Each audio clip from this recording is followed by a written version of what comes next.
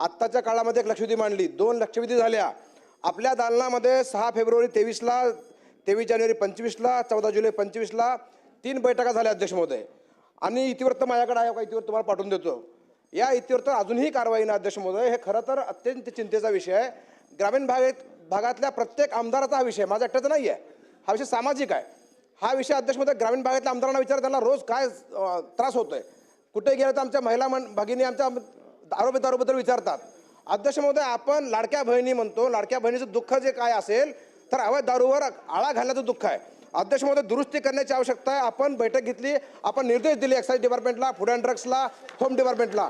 आपण अध्यक्षांनी निर्देश देऊन सुद्धा काय होत नसेल अध्यक्ष महोदय, तर हे चिंतेचा विषय आहे अध्यक्ष महोदय. अध्यक्ष महोदय, आपण निर्देश दिलेले आहेत तरी काय होत नाही, हा चिंतेचा विषय अध्यक्ष महोदय, चिंतेचा विषय आहे.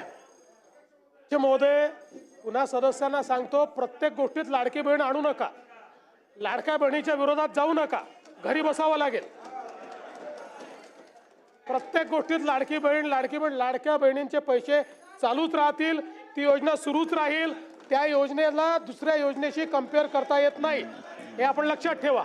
दुसरं, माननीय अध्यक्ष महोदय, आपण जर काही निर्देश दिले असतील आणि त्याची अंमलबजावणी झाली नसेल तर तात्काळ ती करण्यात येईल. ठीक आहे. रईस शेख. अध्यक्ष महोदय, ड्रग्स के मामले में अध्यक्ष महोदय, सम्मानित मुख्यमंत्री जी है, भिवंडी जो है अध्यक्ष महोदय, भिवंडी जो है मेजर ट्रांजिट पॉइंट बन गया है ड्रग्स के और ये जो गुटखा के ट्रांसपोर्ट के लिए. अध्यक्ष महोदय, मुख्यमंत्री जी यहाँ पर है. मुख्यमंत्री जी, भिवंडी के अंदर